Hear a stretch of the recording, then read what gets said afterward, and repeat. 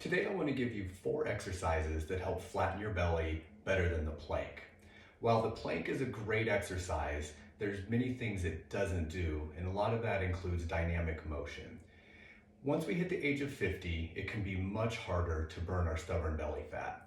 Part of that is because hormonal changes, oftentimes that is from a sedentary lifestyle, and just general high stress levels, which lead to higher cortisol levels. So let's jump right into it, and here's my 4 favorite standing core exercises that are better than the plank. So we're gonna do all of our exercises today with the kettlebell. The first one we wanna do is called the kettlebell windmill.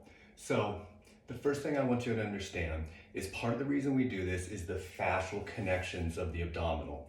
The bottom part of the pectoralis fascia interdigitates or runs into the fascia of the abdominals, and we call that the Cooper fascia. So once we get set, I'm gonna hold the kettlebell with a little flexion in my wrist.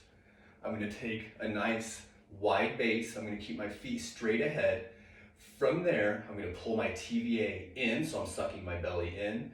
I'm gonna keep my eyes up on the kettlebell, and then I'm simply gonna go down as far as I can with rotation. So maybe as a beginner, it's just this little twisting rotation. As you get more comfortable, we'll go deeper and deeper into the exercise until you can continue all the way down to the floor. I like to exhale on my way down, inhale on the way up. Make sure to keep a nice strong grip, a straight elbow, a steady shoulder, and all of the rotation is coming from the abdominals and the hips. Once you finish one side, you're simply gonna switch the bell over to the other side.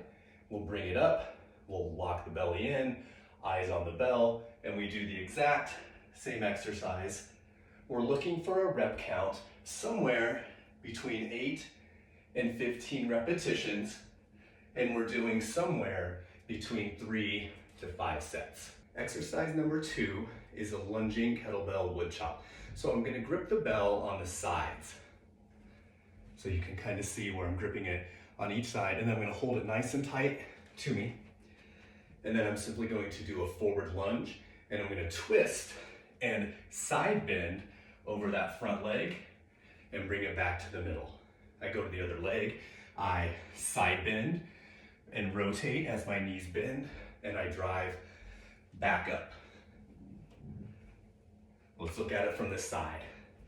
I'm lunging, bending my ribs to the side, twisting to that same leg, and coming up.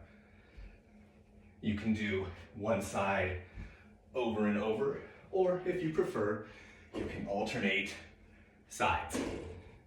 Good. We're gonna shoot for 8 to 10 repetitions per side.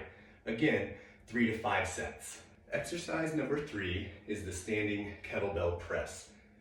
I'm gonna put the bell and set it on my shoulder, keeping my wrist flexed, feet hip width apart, belly in, and now as I push my right arm up, I'm going to reach forward and then pull back with my left arm. Inhale, exhale. Inhale, exhale. It's that same principle. I'm using the core to rotate, the shoulder to stabilize, and I'm taking advantage of the fascial connection all the way down into the pelvis.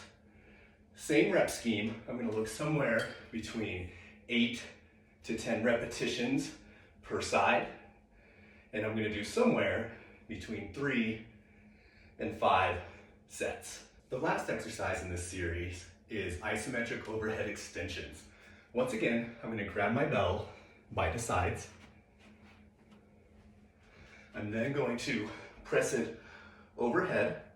I'm gonna pull my belly in. First, I'm gonna have a completely straight spine, and then from there, I'm going to lean back and hold for 5, 4, 3, 2, 1, forward. Inhale, hold, and return.